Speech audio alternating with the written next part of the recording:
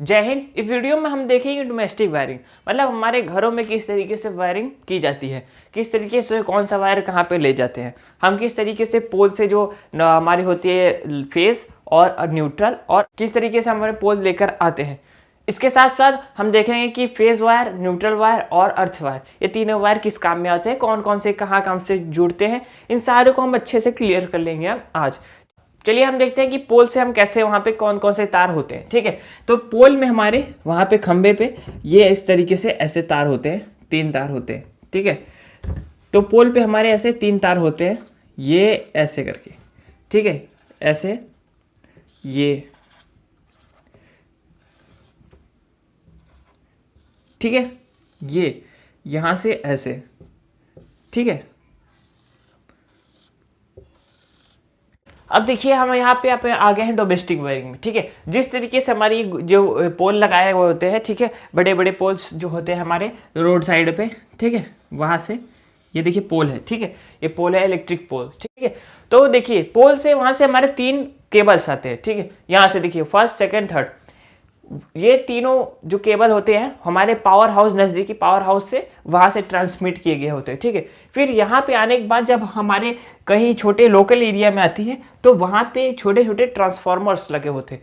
उनका काम होता है कि जो हाई वोल्ट करंट आ रही है, मतलब बहुत ज़्यादा हाई वोल्टेज की, यानी कि ये जो नॉर्मल होती है 11,000 वोल्टेज होती है, 11,000 किलो वोल्ट होती है, यानी कि 11 केवी की लाइन होती है। इसके बाद ये जब हमारे लोकल एरिया में आती है तो वहाँ पे छोटे छोटे ट्रांसफार्मर्स लगे होते हैं। आप देखेंगे कहीं कहीं छोटे छोटे ट्रांसफार्मर लगे होते हैं, वो इसी के लिए लगे गए हैं ताकि ये जो 11,000 केवी है इसको हम 220 वोल्टेज में सब में दे दिया जाए, मतलब इसके करंट को जो हाई वोल्टेज है उसको कम कर दिया जाए। ठीक है, तो अभी तक तो ये 11,000 केवी थी। इसके बाद जैसे हमारे यहाँ पे ट्रांसफार्मर में आ गया, ये मैंने छोटा सा एक ट्रांसफार्मर टाइप बना दिया है, ठीक है, समझने के लिए।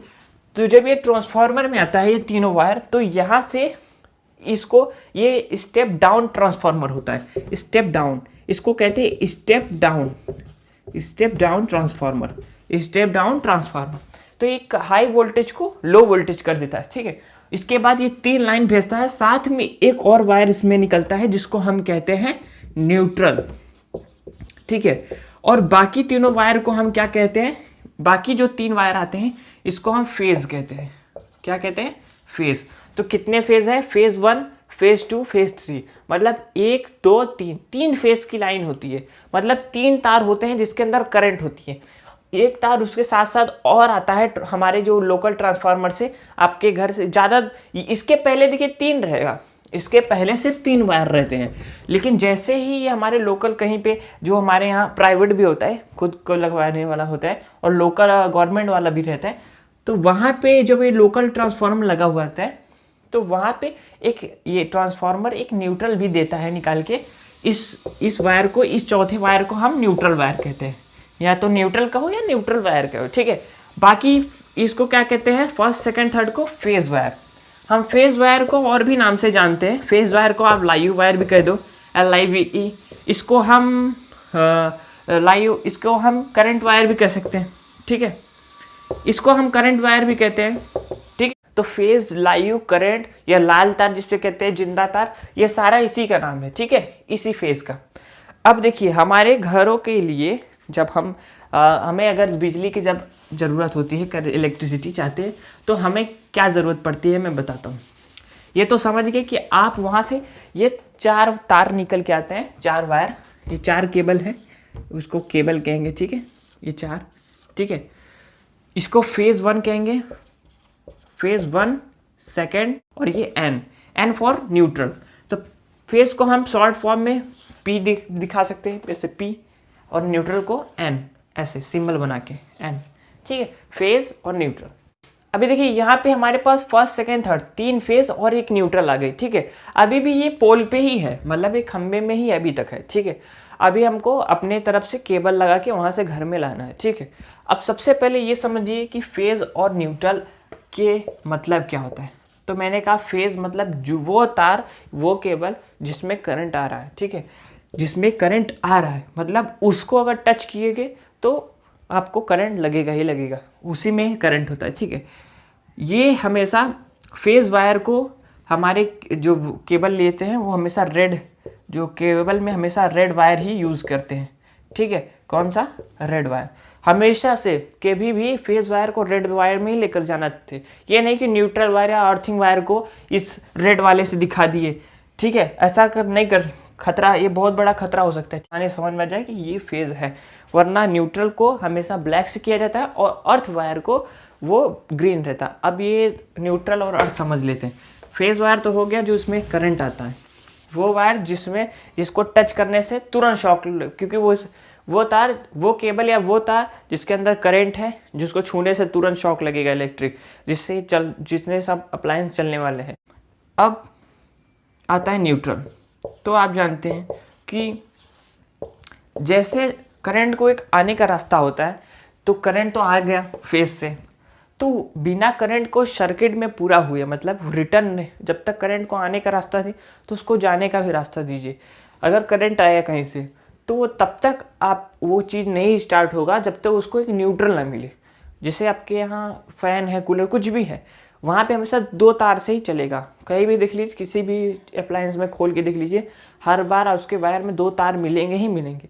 अगर एक रेड होगा तो दूसरा ब्लैक, ब्लू, येलो करके रहेगा, क्योंकि एक अगर करंट दे रहा है तो रिटर्न पाथ ही चाहिए उसको जाने के लिए। अभी देखिए न्यूट्रल को अच्छे समझने के लिए, जैसे कि हम पहले इलेक्ट्रिसिटी चैप्टर में देखे थे, या ऐसे समझिए कि जैसे कि ये कोई, मैंने एक छोटा सा ऐसे उदाहरण दे रहा हूँ, ये मैंने कोई बल्ब लगा दिया यहाँ से और यहाँ पे एक बैटरी लगा दिया, ठीक है, ठीक है, यहाँ पे एक बैटरी लगा दिया, ठीक है, ये यहाँ पे मैंने बैटरी लगा दिया और ये बल्ब। अब ये बताइए, ये मान लीजिए फेज वायर हो गया, ये फेज, ठीक है, तो मैं इसको सिर्फ फेज दूंगा तो क्या ये बल्ब ग्लो हो जाएगा? ये बल्ब है, ये बल्ब का सिंबल होता है, ये बल्ब है, ठीक है। मैं यहाँ से ये बैटरी है, ठीक है, मैं इसके एक पॉइंट से लेकर इसको दे दिया इस पॉइंट में इसके, तो बताइए बल्ब जलेगा? नहीं जलेगा, क्योंकि जब इसको एक रिटर्न पाथ फिर से इस बैटरी में आने का नहीं मिलेगा तो कैसे जलेगा, ग्लो होगा? यहाँ से गया तो यहाँ से ये रिटर्न, तो करंट रिटर्न तो भी होता है, जैसे वैसे ही एसी करंट होता है। मतलब हमारे घरों जो डोमेस्टिक वायर ई वाली में, कि एक तो आने का रास्ता दिए, फिर जो भी चीज़ चला रहे उसके बाद इस न्यूट्रल से होके वापस जाएगा। वो यहाँ से आया, इस देखिए फर्स्ट फेज से आया, यहाँ से आया, फिर यहाँ पे मान लीजिए मैंने कोई बल्ब लगा दिया फॉर एग्जांपल, यहाँ से आया, देखिए यहाँ से आया, यहाँ से गया, इसमें मैंने घर में अपने, ये घर है मेरा, मान लीजिए ऐसे, इस घर में आया, यहाँ पे मैं बल्ब लगा हूँ, यहाँ से होते हुए ये बल्ब, और ये यहाँ से रिटर्न होके तार इस न्यूट्रल में चला गया और ये बल्ब ग्लो हो गया, ठीक। बस इतना ही होता है। जैसे कि अगर मुझे इलेक्ट्रिक शॉक तक पर नहीं लगेगा, मान लीजिए मैंने फेस वायर पकड़ लिया, ठीक है, अपने हाथ से, तो मुझे इलेक्ट्रिक शॉक नहीं लगेगा। कब तक नहीं लगेगा? जब तक मैं कि उसको एक जाने का रास्ता नहीं दे दूँ। मान लीजिए ये कोई इंसान मैंने बना दिया, ठीक है, यहाँ पे, अब इसने अपने हाथ से एक फेज वायर को पकड़ लिया है, ठीक है, किसको? फेज वायर को। तो यहाँ से मान लीजिए पोल से आया, यहाँ से ये करंट इसके हाथ में है, ठीक है। अब देखिए इसको शॉक तब तक नहीं लगेगा जब तक इसको रिटर्न का कोई पाथ नहीं हो, मतलब उस करंट को कहीं जाने का रास्ता दिया जाए। तो यहाँ से उसको जाने का रास्ता मान लीजिए आप अपने ज़मीन से दे दिए, अर्थ से, जिसको हम अर्थ कहते हैं, अर्थ मतलब ज़मीन का रास्ता दे दिए। तो जो हमारी पृथ्वी है ये सबसे बड़ा न्यूट्रल है।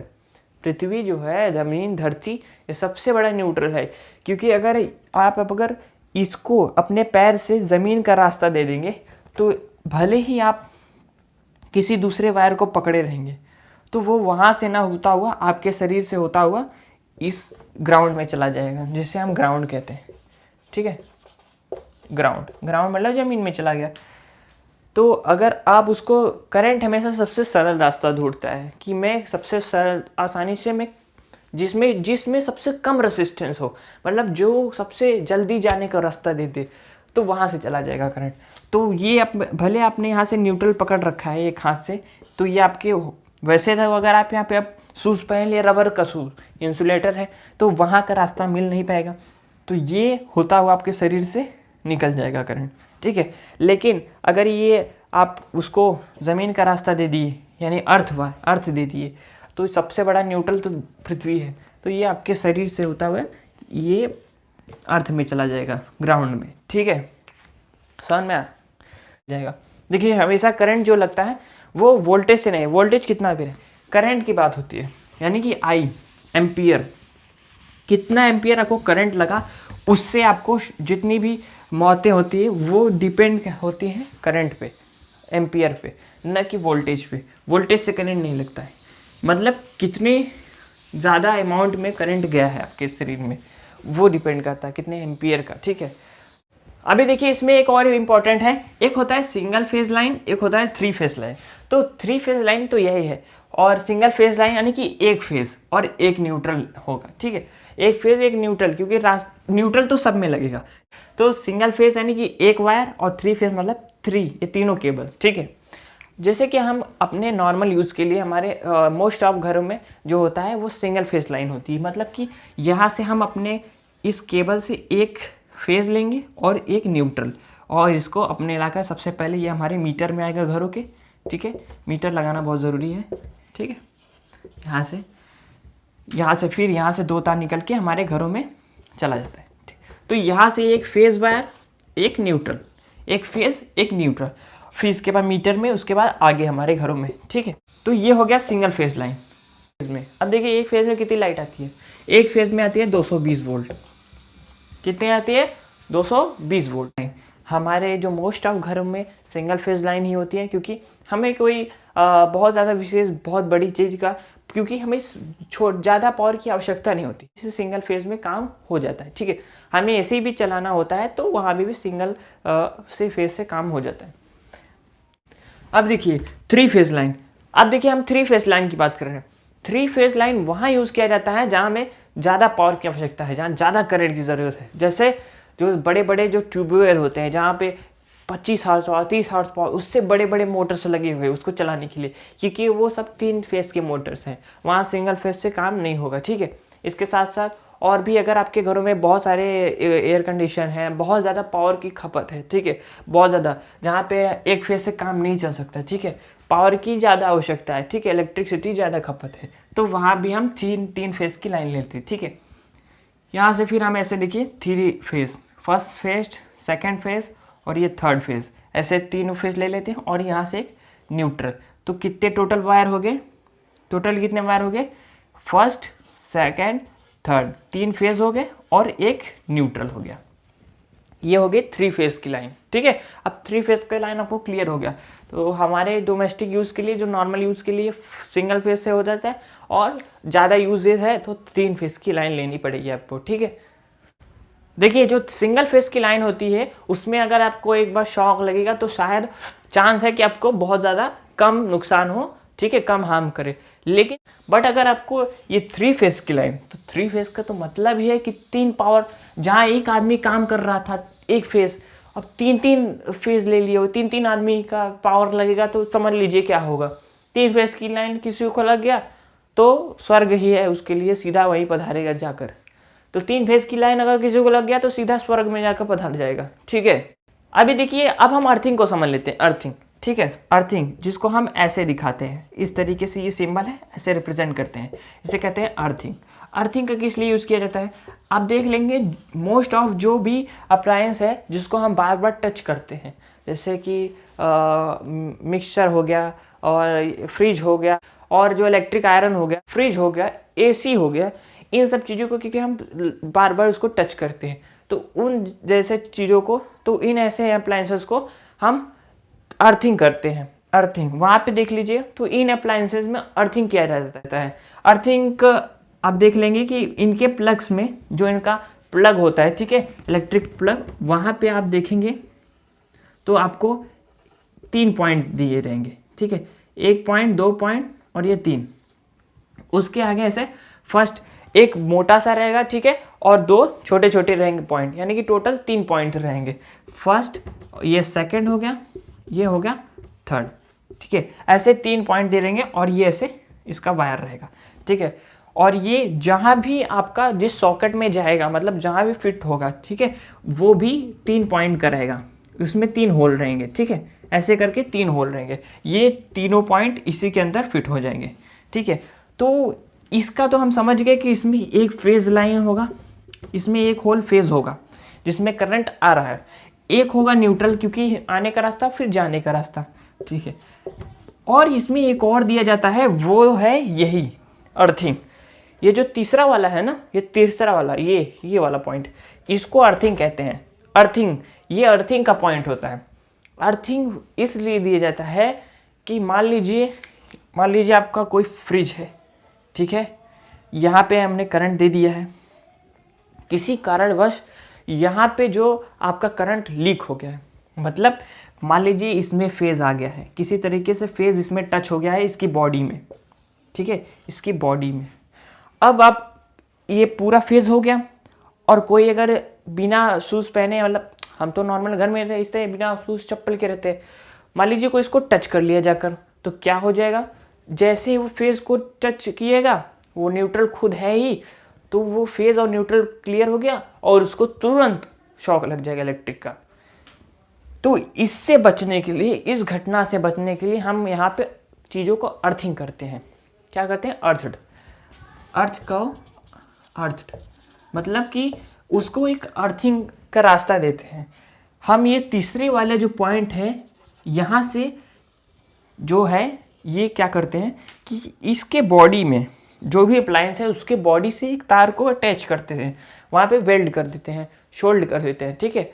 मान लीजिए इस अप्लायंस की बॉडी में कोई लीकेज करंट है, तो यहाँ से हम वो वायर को, एक तीसरे वायर, यही वाला पॉइंट, इसी के वायर को, इस वायर को, इस जो अप्लायंस का ये जो प्लग रहेगा उसी का वायर आकर इसी में अटैच रहेगा, उसका वायर इस वाले पॉइंट से जाकर कनेक्ट कर देंगे, ये यहाँ पे सोल्ड कर देंगे उसके बॉडी में, कहीं एक जगह पे नीचे कहीं पे आप देखेंगे कि एक वायर रहेगा आपके किसी भी बड़े अप्लायंस में, वहाँ पे सोल्ड किया रहता है, ठीक है। फ्रिज में आप देखेंगे पीछे रहेगा आपके, ठीक है। तो मान लीजिए फ्रिज में कोई करंट आ गया, तो उससे क्या होगा, जो लीकेज करंट है उसी वायर के थ्रू आपका होते हुए इस अर्थ वायर में चला जाएगा, इस पॉइंट में। और ये पॉइंट फिर आप जब इस सॉकेट में लगा देंगे तो यहाँ से ये अर्थ, ये वाला कनेक्शन, ये अर्थ सीधा आपके घर के कहीं पीछे कनेक्शन किया रहता है, यहाँ पे अर्थिंग ये ग्राउंड में किया रहता है। ग्राउंड में आपके घरों के पीछे कहीं देखेंगे तो एक वायर जो रहता है वो अर्थिंग पे किया रहता है, मतलब ग्राउंड के अंदर एक कोई रॉड अंदर डाल के और उसके अंदर वायर से लपेट के, ठीक है, डाला गया रहता है, जिसको हम अर्थिंग कहते हैं, अर्थिंग करना, ठीक है। ये हम कहते हैं घरों की सुरक्षा के लिए, इलेक्ट्रिक शॉक से बचने के लिए, ठीक है, किसी भी प्रकार की दुर्घटना से बचने के लिए हम अर्थिंग करते हैं, ठीक है। तो उससे क्या रहेगा, किसी भी तरह की लीकेज करंट रहेगा तो वहाँ से होता ये अर्थ में चला जाएगा। अब हम कोई इसको टच करेगा तो उसको शॉक नहीं लगेगा, क्योंकि जो जितना भी करंट है वो इससे होता हुआ, इस वायर से होता, अर्थिंग से होता हुआ और यहाँ से होता हुआ, ये जो तीसरा वाला पॉइंट है अर्थिंग का, ये सभी घरों में कनेक्शन किया रहता है, ये सारे वायर मिल के इसमें कनेक्ट कर दिया जाता है अर्थिंग में, और ये अर्थिंग ग्राउंड में रहता है, ठीक है। हमारे अर्थ में कहीं पे गाड़ दिया जाता है पीछे घरों के, ठीक है। इससे होगा कि जितनी भी इसमें लीकेज करंट है वो सबसे पहले क्या चला जाएगा, अर्थ में चला जाएगा और आपको करंट लगने से बच जाएंगे आप, ठीक है। याद देखिएगा, मैंने फिर से कहा था कि जो भी करंट होती है सबसे सरल रास्ता चुनती है, तो वो अर्थ को पहले चुनेगी कि मैं अर्थ से होते हैं सबसे, क्योंकि अर्थ का रेजिस्टेंस बहुत कम है, मतलब कि वहाँ पे समझ लीजिए कि सबसे अच्छा न्यूट्रल कहीं जाने का रास्ता है तो उसको अर्थ का, तो वहाँ पे सबसे पहले वो अर्थ में चली जाएगी, ठीक है, आपको नहीं लगेगी करंट, ठीक है। तो आप समझिए कि अर्थिंग का किस लिए काम होता है यहाँ पे, ठीक है। 3 फेज की लाइन हो गई और इस तरीके से ये तीनों प्लग का, ये तीनों पॉइंट ऐसे काम करते हैं, ठीक है। अब यहाँ पे देखिए एक इंटरेस्टिंग चीज़, न्यूट्रल और अर्थ असल में ये एक ही चीज़ होते हैं, क्योंकि यहाँ पे भी जो हमारा ट्रांसफार्मर ये न्यूट्रल यहाँ पे बनाता है, पहले नहीं था, पहले फिर 3 फेज लाइन होती है, जब ये ट्रांसफार्मर के पास आता है तब इसमें से एक न्यूट्रल निकाल के ट्रांसफार्मर बना के न्यूट्रल देता है, ठीक है। तो वहाँ पे भी जब वो बनाता है अपने पास से देता है, वो भी एक तरीके से अर्थिंग ही है, ठीक है, वो भी एक तरह से रिटर्निंग पाथ देता है, ठीक है, वो भी एक प्रकार से अर्थ ही है, ठीक है। बस वो वहाँ पे हम न्यूट्रल वहाँ से आता है, वो खंबे से आता है, और ये हम यहाँ पे अर्थिंग एक्स्ट्रा जो लीकेज करंट होता है इस बॉडी के थ्रू, वहाँ से हम अपने घर में खुद से अर्थिंग करते हैं, तो जो खंबे से आता है वो न्यूट्रल, वो तो नॉर्मल न्यूट्रल कहेंगे, और जो हम एक्स्ट्रा अपनी तरह से लीकेज करंट के लेंगे वो अर्थिंग होता है। ठीक है, आई होप आपको फेज न्यूट्रल अर्थिंग अच्छे से समझ में आया, किस तरीके से हम 11,000 kV को लाकर किस तरीके से 220 वोल्ट की फेज लाइन इसमें कन्वर्ट करते हैं ट्रांसफार्मर के थ्रू, किस तरीके से अपने घरों में लाते हैं। ऐसे इंटरेस्टिंग नॉलेजेबल वीडियोस के लिए देखते रहिए यूनिक विद्यार्थी। जय हिंद।